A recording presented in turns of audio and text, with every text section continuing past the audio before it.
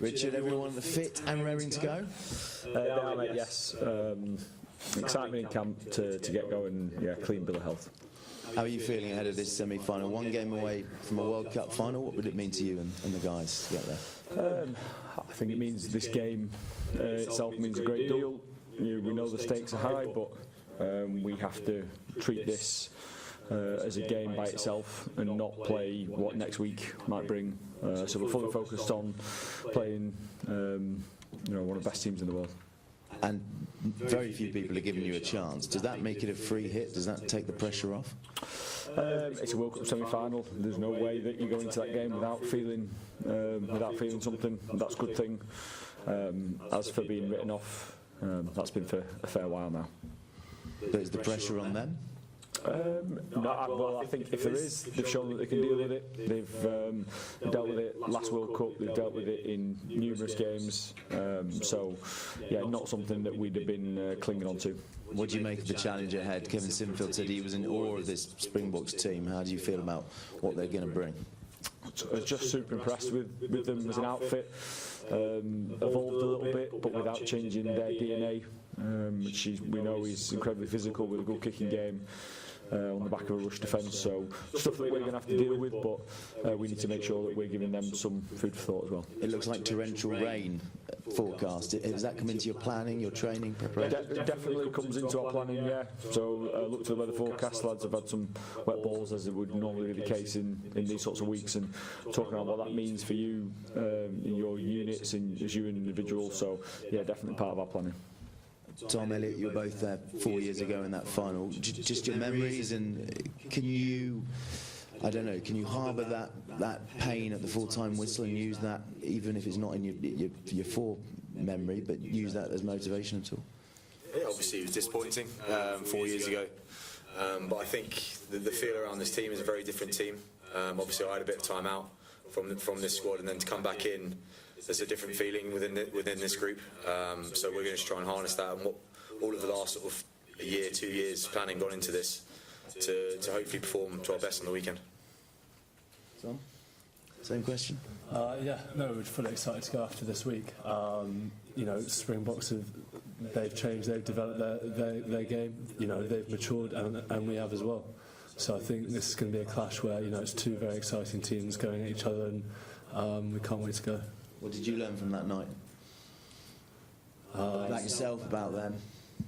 Well, it doesn't matter in terms of, this is a different team, we're a different team, they're a different team. It's kind of what I've learned the past kind of few weeks watching them. I think that's the main thing. Which is? That they're a very good team. Okay. Thanks, Tom. Richard, we saw Dan Carter was in with the All Blacks this week, and I know sometimes squads get people in to, give a talk in a big week or present the jerseys or anything like that. Is there any similar plans for England this week? No, not that I'm aware of. The lads usually do that the night before the game between themselves, which is great for them to do, and part of what they've done for quite a while. So, no, we're keeping it tight with fully focused on this weekend and what we're going to do. I don't think we need anything extra this week. Yeah, it makes a lot of sense, doesn't it? Because you're the ones who brought yourselves to this point, and as a group you understand all of that in a way that kind of nobody else can. There's something special about that, isn't it? Yeah, hopefully we're creating that feeling of togetherness. The longer we're together, the more time we spend, the more battles we go through as a group, the tighter we should become, and no bigger test to that than this weekend. And you can take a lot of confidence, can't you, in the way that you've come through those tests, like you say. Steve's talking about finding a way to win, but also, in the biggest of games you've had in this tournament, the sort of intensity you've put out onto the field, from the first second, you could see the difference, couldn't you? And I suppose that must give the group a lot of confidence. Yeah, they should take a lot of confidence from what they've done so far, managing to win the tight ones. But that goes up a level this week. We know the size of the challenge in front of us. It's a good thing that we know it and we're excited about it. And as I say, Saturday night we need to give the absolute best of us, and I'm sure we will. And with the way the Springboks approach the game, I suppose tactically, but also their attitude, like you're talking about, you know, the way they approach rugby generally. That's something you can really get your teeth into, isn't it? Obviously, we know their quality, but they don't really make any apology for what they do or how they do it. So you know what's coming, and you know, two teams can just sort of leave everything out there. Yeah, no, I don't think anyone should ever apologise for being who you are and having your identity. Sometimes it feels like people want that apology, and everyone play the same way. Game rugby is brilliant because of all the different styles, and they all work. If you get it right in the day, we need our style to work for us. And Elliot, can I just ask about, obviously Freddie Stewart comes back in. What will he add to the team tomorrow night? That obviously, you know, just with the change from Marcus at fullback. I think Fred's been brilliant ever since he started playing for England. Really, confidence he's shown in the last sort of since the start of the World Cup campaign has been brilliant. So he's obviously a rock at the back under the high ball. He's really grasping the attack game now. He's making really good decisions on the edge, which is putting me in space usually, which is nice. But yeah, he's a quality player, and we back him all the way. And I think the way that the relationship with us in the back three now is brilliant. We can talk to each other on the field, make sure we're in the right positions, and try and take advantage of any space better.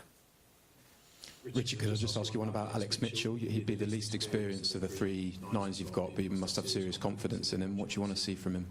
Yeah, just what he's shown in the big games so far, which is his spark, but the level of maturity that he's now developing, playing in big test matches. I think you can see him growing all the time. So not going to be asking too much different than what he's bringing, because he's ball of energy.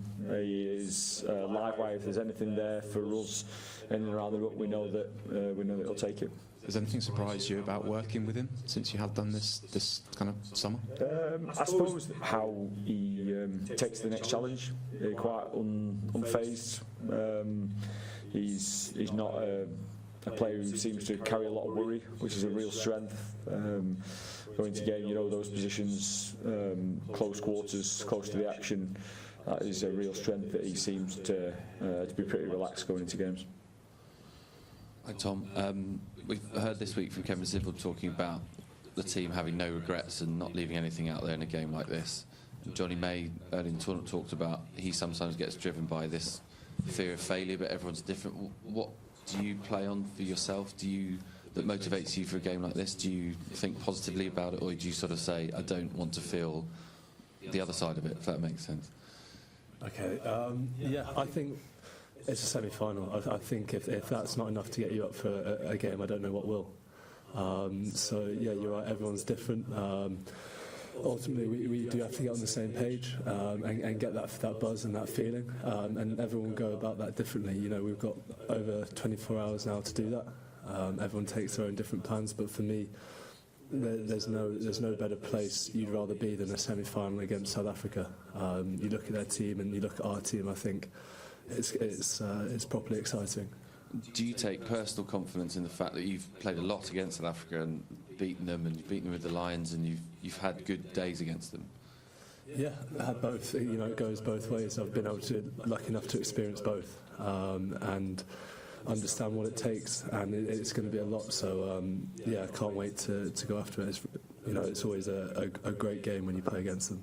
Richard, can I ask you about the sort of no regrets thing? And were there any moments in your career that you would love to replay and just go like, look, and can you use that positively this week and just say, like, just leave everything out there? You don't want to come off the field and thinking, what if, maybe?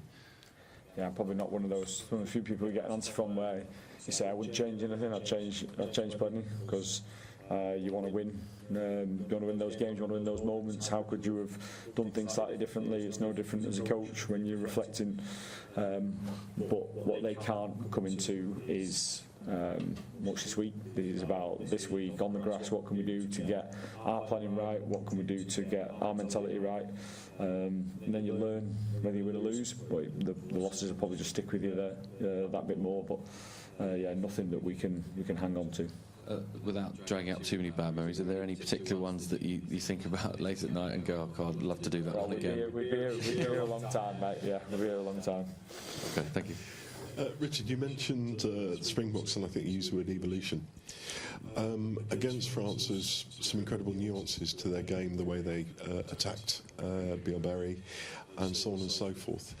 In terms of their evolution and their planning for this game, what are you expecting from them? What do you see in the way that they might try and change something, maybe try and throw a little Rassie-based surprise at you? Well, I'm sure that with the smarts of their coaching team that they will try and throw stuff at us. No doubt. Will that be the winning and losing this game? Probably not. It'll probably be the big bits of the game, and then they give those little nuances a chance. So I probably wouldn't like to guess what they're going to do, because I know that we'll watch everything and hear everything we say. So whatever we try and give away, I wouldn't like to try and give anyone any head start. And from your point of view, Tom and Elliot, we often talk about physicality, and we really get hung up on physicality. When I watched France last week, it was more the mental thing that fell apart for France. They forgot to defend. Their concentration went in defence. How important is it to keep that mental approach, that mental concentration going throughout the game? Yeah, I think massively important. I think we've probably shown in the games this tournament how our defence is getting better and better each game. Probably against Fiji, we probably lacked that sort of 5-6 minutes when they scored 2 tries, and you can't do that in the semi-final. So we know that. We know what we need to get better this week, and hopefully we can stay on task in that regard. One last one for you, Tom. Did a piece with Nick Easter in the week, and he said, however much you want to prepare for facing South Africa, when they hit you for that first moment, it almost knocks you off your feet. How do you respond to that, and how do you go through your mental approach? What do you think when you're walking into the game like that? Don't get hit off your feet. I mean, I think, we've spoken about it this week, and you've got to get excited for it. As I said before, it's a semi-final against South Africa. It's going to be, played them before. It's been physical tests, and I think playing against sides like that is exciting, because you know what you need to do, and it's about doing it and getting the job done on Saturday. So we can't wait to go. Gents, question for all three of you, please. South Africa silenced the whole nation last week, silenced the crowd to win that game. England have a pretty vociferous crowd, and you can have big numbers at the weekend. How big a role do the England fans have to play in getting you over the line, please? Absolutely massive, in my opinion. I think last weekend against Fiji, it was amazing to look up and see how many white shirts were in the crowd. And I think even in all the games we've had so far, the support's been unmatched, in my opinion. So hopefully they can bring that tomorrow. We do hear it is very loud in these stadiums and really does spur us on. So if we can keep going with that, it'll be brilliant for us. Tom, hi. Can you just talk? Sorry, that. Echo what Elliot says. When you do come out and you see the white shirts and realise that it's not like the white seats, it's really exciting. So yeah, when they get going, it's brilliant, and I can't wait to see it tomorrow. Rich? Yeah, nice for them to only have to travel to Paris rather than dragging all the way down to Marseille. So hopefully we've got even more energy to shout and sing. Thanks. Yeah, sorry. Hi, Tom. Can you just talk a little bit about your own tournament and the hurdles you've had to get over, obviously with the early red card, etc. And how relieved, pleased, whatever you are, to get to this point, still be standing. Yeah, I thought we'd escaped this question from last week. It's been different to say the least. But as I said last week, it's been exciting to be a part of this group. I think the sign of this group is kind of where those guys who probably aren't in the squad are at, and when we've been able to train and do all the other bits apart from play, it's been exciting. It's been brilliant to be a part of, and I think, as I said, that's kind of a sign of where this group's at. So yeah, obviously you'd like to play a few more minutes, but who wouldn't? But we're here, we're having a great time, and we can't wait to get stuck into tomorrow. And Richard, can you just expand a bit on the wet ball stuff you've been doing, the mechanics of what you do? It'd be pretty standard for a lot of teams when there's meant to be that at the weekend. There'll be logistics guy on the sideline with a bucket of water, with balls ready to go into whenever we're swapping or whether we're starting a set. That ball will be wet. The lads will get told about it, so it's no surprise. Just so we're focusing in on what that might be like and the difference of handling a wet ball versus dry one. Tom, you stood up to one-on-one physical altercation with Boccia last week at one point. In a game like this, is it about just not letting anything intimidate you, that you show as a collective and individually that you're ready to stand up to anything that gets thrown at you? Definitely. But I think, the main thing is what happens in between the whistles.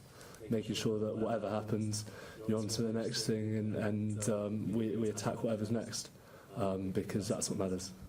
Is that sometimes a sign of another team's frustration if they start throwing left hooks or right crosses at you? Luckily it didn't get that far. Thank God for that. But it could be, other players play their best when they're like that. Who knows? But I know Bott is a great player, and I love playing against him. And for you going into this, you played in big matches. What do you do? Do you do anything different to psych yourself up, to motivate yourself, to prepare yourself, or do you just have to be calmer than normal in a big game? Yeah, as a group, I think we've been good so far in terms of we've not shied away from it. Semi-finals a semi-final. It's a great occasion. I said before, in terms of the motivating factor, is it's a semi-final. Where else would you rather be? The coaches have given us a great game plan. You can feel the excitement of the players, and that'll only build till to tomorrow. So it's come together nicely, and everyone's different. Some people need a calm, some people need a kick up the arse. But it's going to be really exciting, I can tell you that. Richard, to play your game you need fast ball, clean ball on the rucks. Is it a focus special this week against the South African? And have you told to Ben O'Keefe this part of the game? Yeah, so it's a massive challenge of the game against Africa, the ruck. So they compete hard for the ball. You switch off for a second and they'll pull bodies into it. So they're amongst the best in the world in that area. So yeah, definitely been a focus for us this week in terms of how we get that bit right, because you're playing against this defence off slow ball, then it'll swallow you up. So yeah, definitely a focus for us. As for the referee, got full trust that he'll do a great job in that area. Hi Richard, you mentioned South Africa's rush defence earlier. Is it the toughest challenge you've faced yet as an attack coach? Yeah, I think they're all slightly different and there's nuances, but we know for a long time Springboks defence has been very, very good. So yeah, certainly a tough challenge for us, but one that we're excited to get after. And Elliot, the aerial battle will be key as ever. What is the key to getting that right? Is it more of an attitude thing? Is it a technical thing? Particularly in the wet, I guess, that becomes even more of a focus. Yeah, it probably does. I think it's probably everyone's role. It's obviously the back three are probably going to take most of these balls, but it's everyone around them to try and obviously secure that breakdown after, because that's a massive thing, especially in the wet. So yeah, it's an attitude thing, get up in the air, be brave in the air, and we'll do that this Saturday. Yeah.